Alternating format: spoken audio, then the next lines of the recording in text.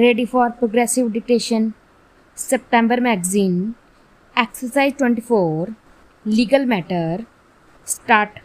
Both benches of the High Court, with due respect, gave to the provision a very wide and varied interpretation, and that too on literality and grammaticals, seemingly overlooking the legal philosophy which permits the provision, the same being that the debits due and payable so as to claim priority must be appropriated to the period within 12 months next before the relevant date, and their liability for payment must be founded during that period and no other. To put it in simpler words, the state has a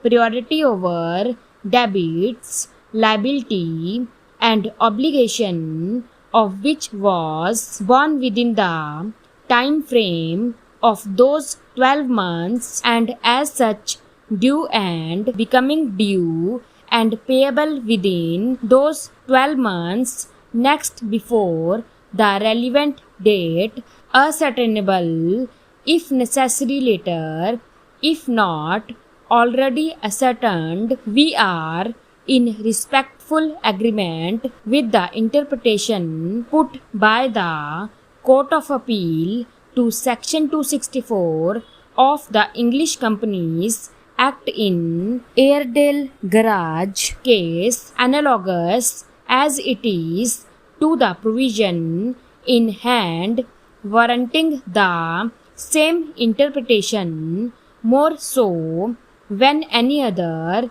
interpretation would lead to the results feared by the Company Law Committee extracted above. In such view of the matter, we need not elaborately comment, discuss, or demolish sentence by sentence the reasoning given by the single bench, as also the division bench of the High Court, towards interpreting the provision, the words having become due and payable within 12 months next before the relevant date, need be understood to mean putting a restriction or cordoning of the amount for which priority is claimable, and not in respect of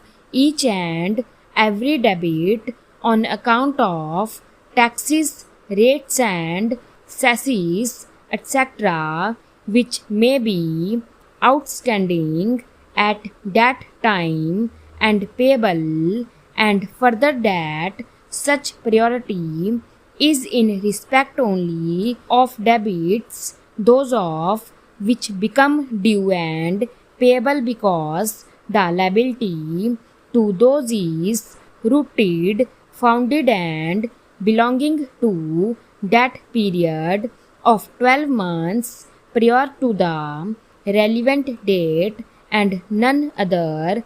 Both the conditions existing.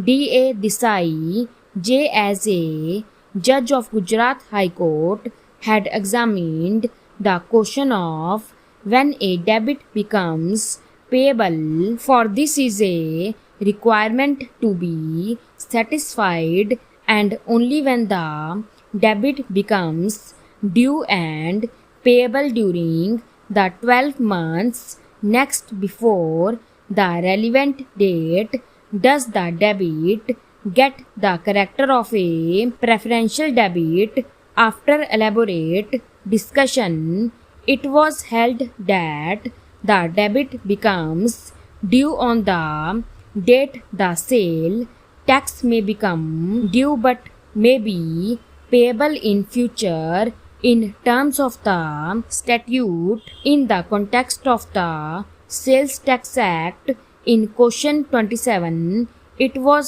held that the sales tax became due and payable when the returns were filed. Determination or qualification of the tax at the time of passing of the assessment order in terms of the Sales Tax Act holds was not relevant. We need not refer to the Sales Tax Act relevant in sales tax officer pari for the purpose of the present case. On the other hand, we would have to refer to the provisions of the Customs Act to ascertain the date on which the customs duty in respect of the goods in question became due and payable. We are answering this question,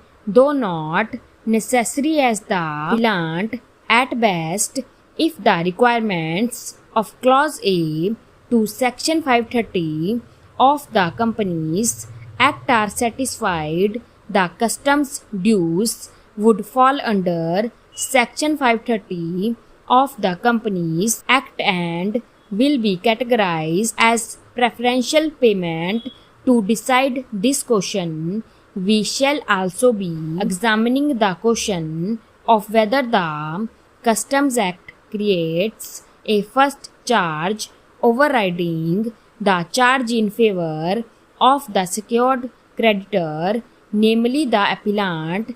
This court in Dena Bank, while examining the issue of priority of government dues or crown debits over the dues of other creditors, opined that the Crown's preferential right to recovery of debits over other creditors is confined to ordinary or unsecured creditors. The common law principles of equity and good conscience as applicable in India and the common law of England do not accord the government or crown dues a preferential right for recovery of dues or debits over a mortgage, pledge of goods, or a secured creditor. The common law doctrine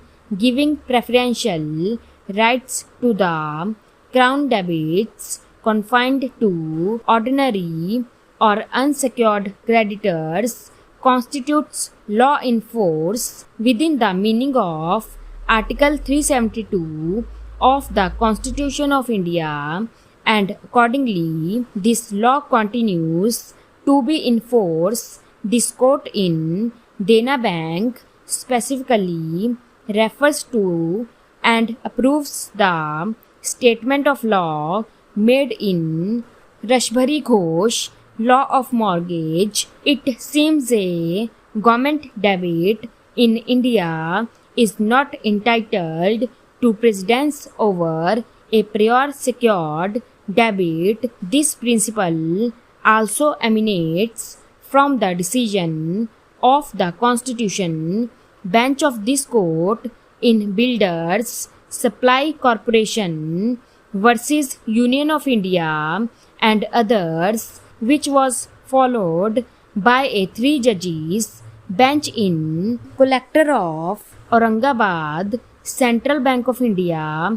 At the same time, we must record for clarity that this principle, which whence from the law in force, India must give way to a statutory charge by an enactment. Stop.